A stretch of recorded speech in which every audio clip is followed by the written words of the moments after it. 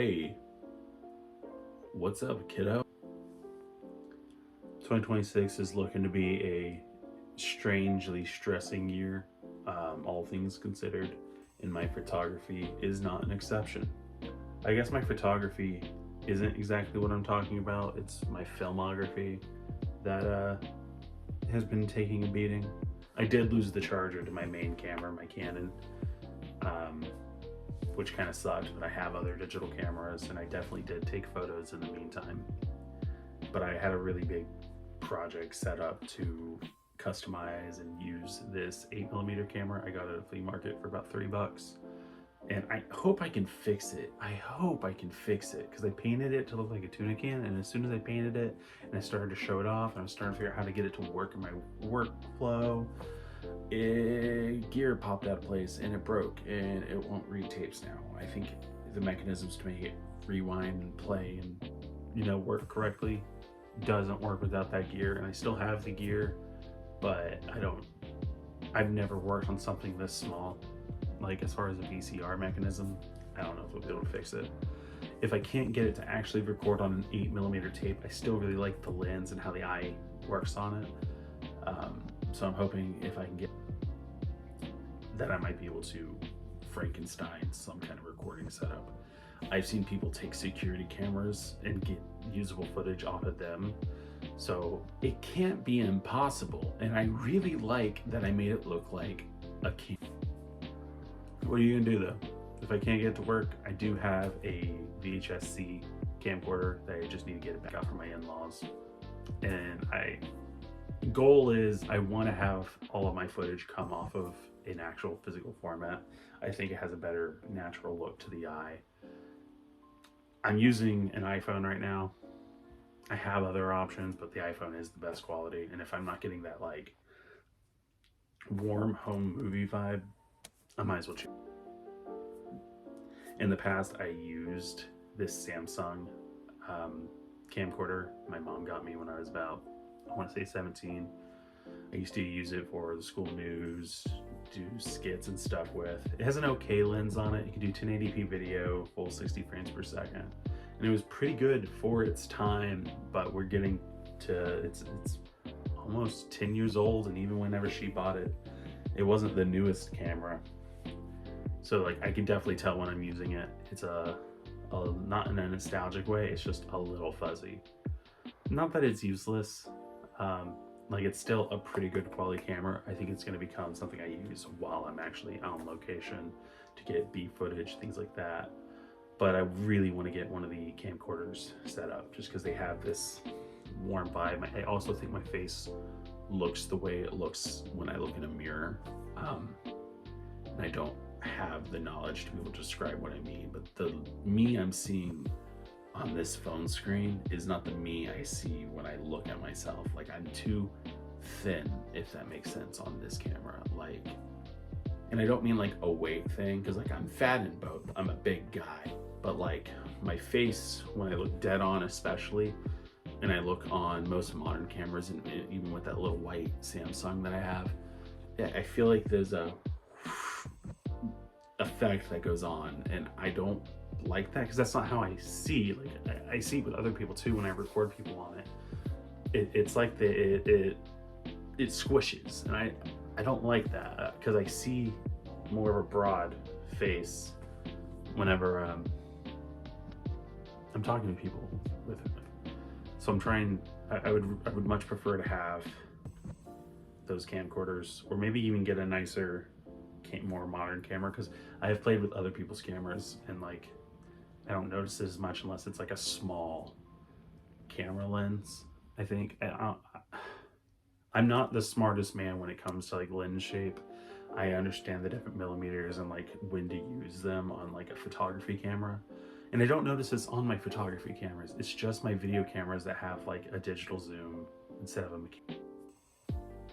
Maybe that is something to do. Maybe it's something how they compress the video.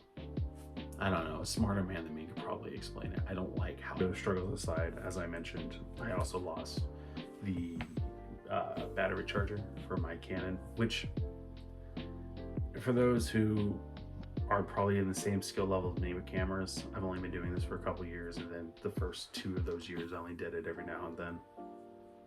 A lot of older cameras use proprietary chargers, or they expect you to take the battery out and charge it, and a lot of newer cameras do this too.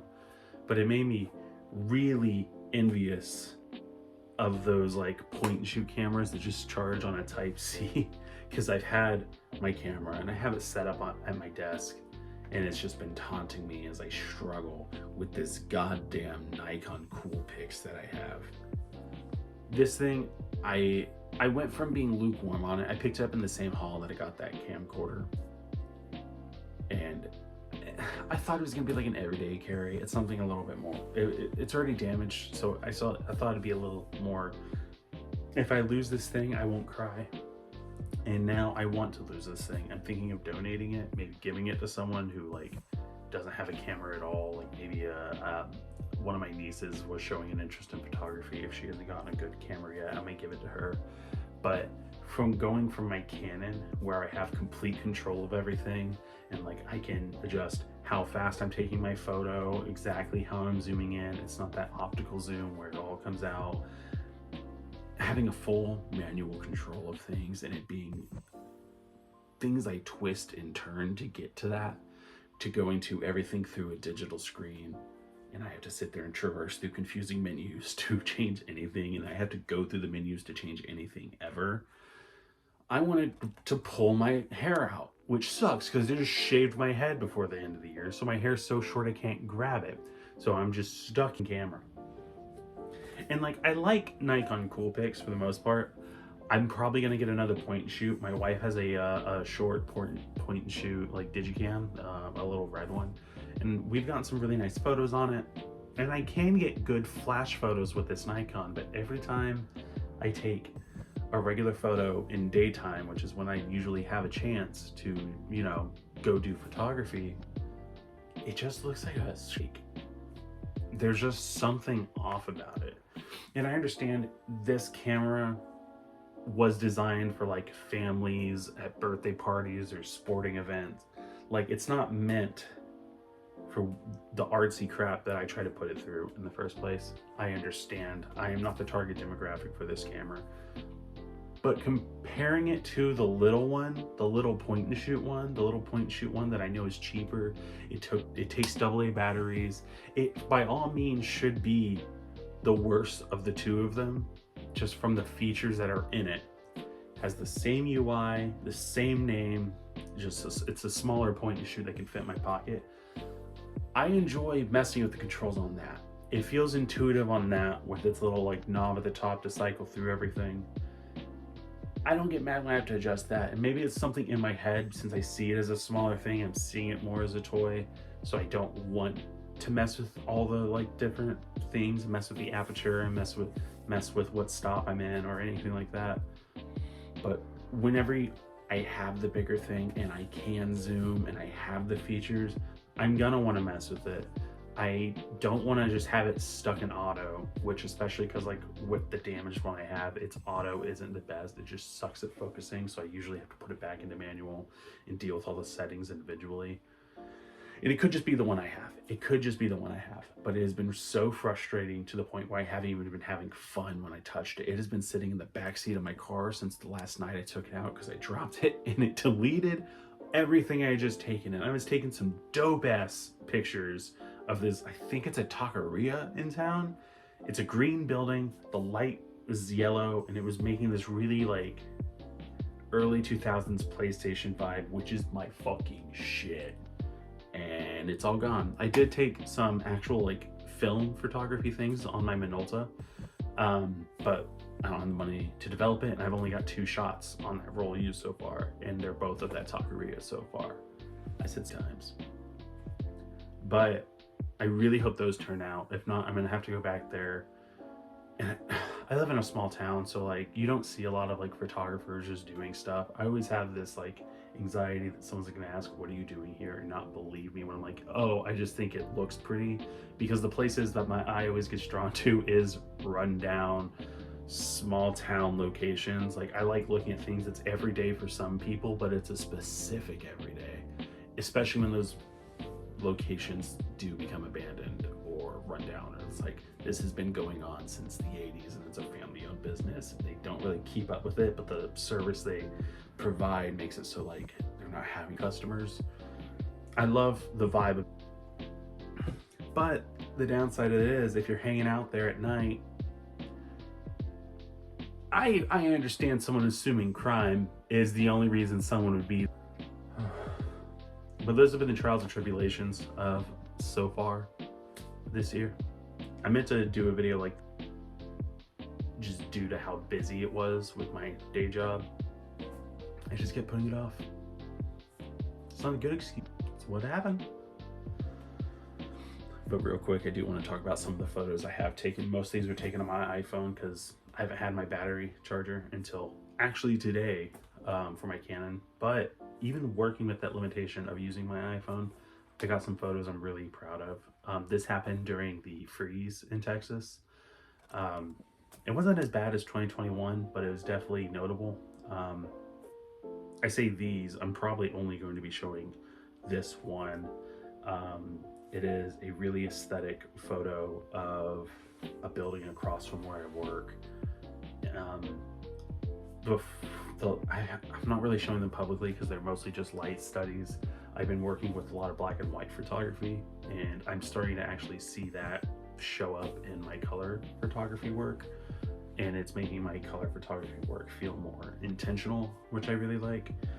But yeah, so I really liked how you don't see a lot of frozen ice on rooftops in this area of Texas. So I really liked how the light was hitting it and it made a nice soft blue shadow as the sun was coming up. So I snapped this photo. It feels very like early morning winter break to me, if that makes sense. I see a lot of my photography in the like lens of nostalgia. So like, sorry if I keep a more artistic photo that I took was on a walk home. I had to walk home from work a few nights ago, and there's a gas station that has like that yellow like no parking thing like on their pavement where it's like that thick yellow like Walmart pillar paint, and there was just like an almost completely unsmoked cigarette. Like someone lit it, took a hit, and dropped it, sitting on the ground. And a fun lore about me, I started smoking probably around 14. I quit, I want to say a year ago now. And I quit smoking cigarettes even longer ago. I was vaping for that last like 2 years of it. But like I was like chimp. But here's the raw photo, and this is how I edited it.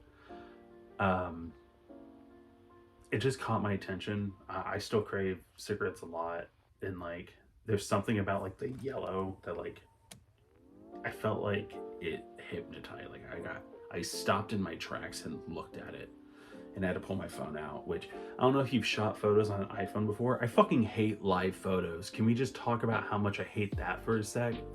I'm not going to explain what live photos is because this is like, well, I'm wanting this to be like a photography thing. It's more of a gimmick just to take up, I think it was just meant to take up data on your phone, and I'm not going to pay for extended storage. I don't want my shit on a cloud. So it's just a headache to have to go. And then like when I want to go post online, it's the live version of it. And I don't realize it's live till after I take it. There's a bunch of photos that I've taken, but they're the fucking live GIF of it, of me taking it and then putting my phone away. So it's like an awful like loop of it bouncing as I'm putting my phone down. And you're like, oh yeah, just sit still longer. But I don't want it to be a video in the first place. It's a photo. I want a photo when I'm in photo mode. That could be a cool thing you put in the video, a GIF maker. I fucking hate. It makes me really mad. It's why I don't like taking photos on my iPhone. I know a lot of people give that advice if you want to get into photography to try it out on your phone because there are really good cameras on your phone. I'm using my phone right now as a video camera. Like, there are good cameras. And it makes me kind of want to get like a photo app just so I don't have to deal with the iPhone UI. But at that point, I would just want a point and shoot thing anyways, which I have access to one. I just need to remember to. I'm trying to move away from using my phone for most things in general. like, I'm hoping by the end of this year I can actually downgrade from an iPhone to a flip phone and just have actual cameras for all my video needs. Limit my social media use to only when I'm at a laptop.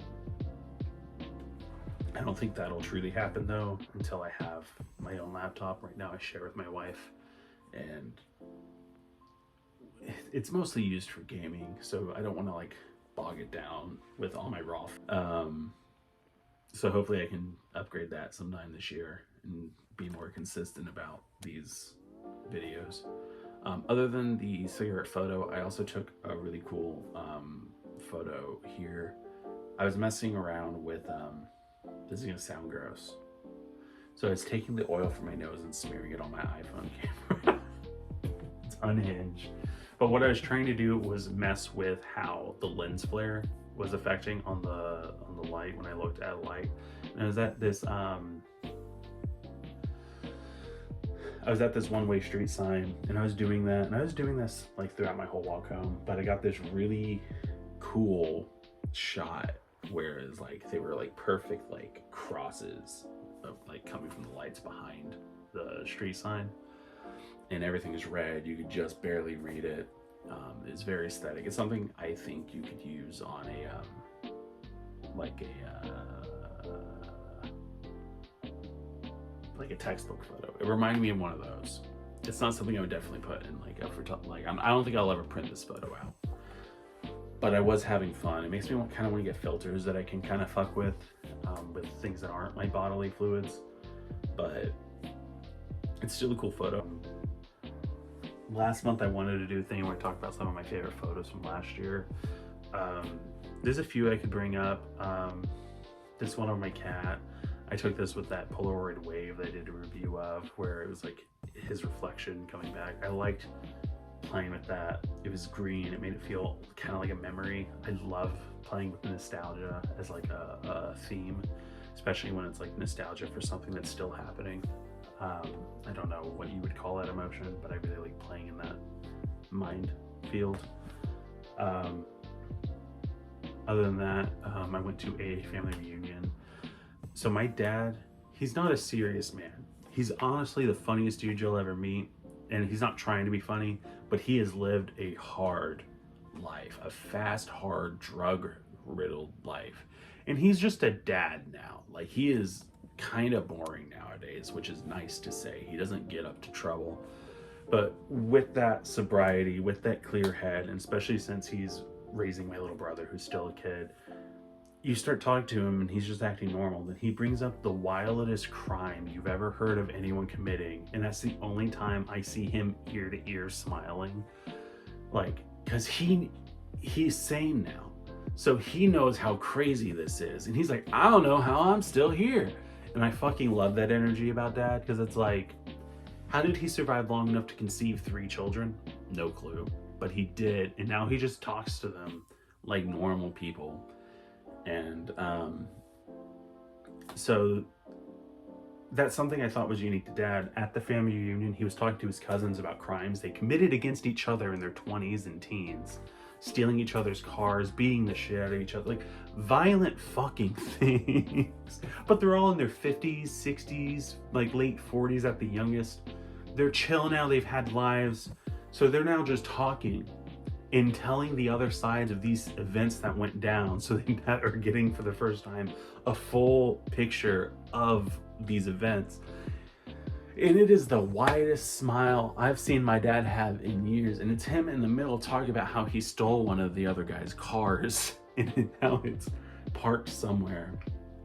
But he's sitting there and he's talking with it, like you can feel there's almost a relief coming off his back being able to talk about this in a casual setting and it not be something that's going to be used against him. You know what I mean? Like it's way in the past. He's talking to the person who would be pissed about it.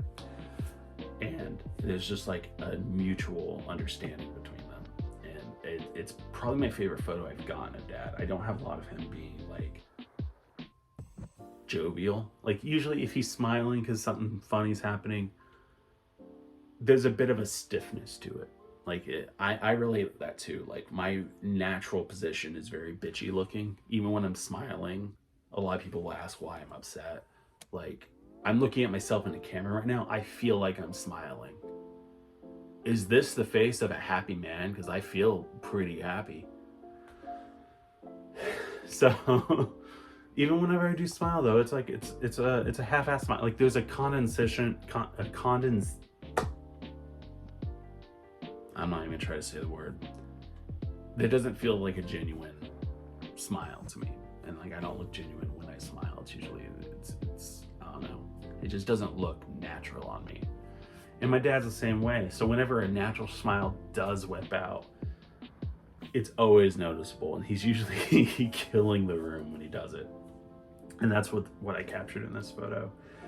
And my second favorite photo from this family thing. I don't know all the kids who were there. These are the cousins and grandkids of like great aunts and shit on my grandma's side. So I'm just not super close to a lot of this extended family. So I don't know whose kid this is. And all the kids, I was trying to get photos of my little brother because like I don't have a lot of photos of me like just interacting. So I try to, he might not give a shit now, but he's probably gonna be like me when he's older and be like, hey, I don't have any of these photos of my in-between stages. Besides selfies, which I fucking hate selfies. So I was taking photos of him playing catch with all the other kids. Well, this little kid's turn to throw the ball to the crowd was going on, and they were throwing it to him because he kind of fucked up the first time. So they threw it to him, and he completely fucking did not put his arms up. Clocked in the head. So there's a picture of him, hands in the air, because he was trying to catch it a couple seconds too late. The ball is bouncing off of him, and you can see just another kid going, no! Which I'm sure I've edited to show like this story going on, but I really like this photo like in its entirety. It has a really good compensation. There's just an energy of innocence going on here, and it really taps into like that nostalgia I keep talking about. And I know this is going to be a photo that like is probably going to be framed in my dad's house at some point. Like this is like old people like have this on their mantle for years kind of shit, and I love that. It's definitely going to be in my house for years. I really want to print this one out. It's one of my favorite photos I've done with my Canon, and I have a few more photos from there. Like there was a water tower from us on the way to the house. There was this one of some junk that was in their yard that was like kind of stacked up out of the way, and they probably didn't want me looking at. But those two were definitely the like big shines out of the things that like I got a really nice photo of my grandma that I'm gonna love forever, but she doesn't really like it whenever people take photos of her, so I'm not gonna show that here. Or like my Aunt Dot, I got one of her. She's the same way though. They've always been like that. They don't really like seeing themselves in photos, which I can relate. I didn't like to see myself in photos for the longest time, and now I'm at the point where I don't like to see myself in photos, but I do like it when I see photos from a few years ago, the couple that slipped through the cracks. So I'm trying to be better about being in front of a camera. Other than that, I don't have much else to talk about. I just wanted to do an update, kind of show off. I might do a video talking about my black and white study I've been working on. It's mostly for my own benefit, just so I can get better playing with light. As you can see, I did this video in black and white.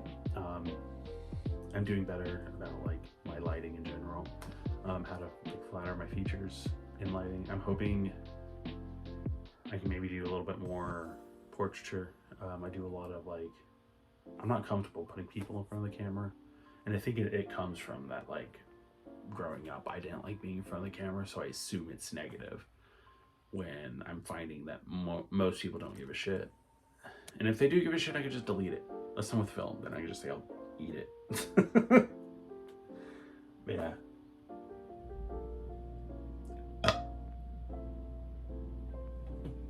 I'm not gonna cut on that, that's stupid.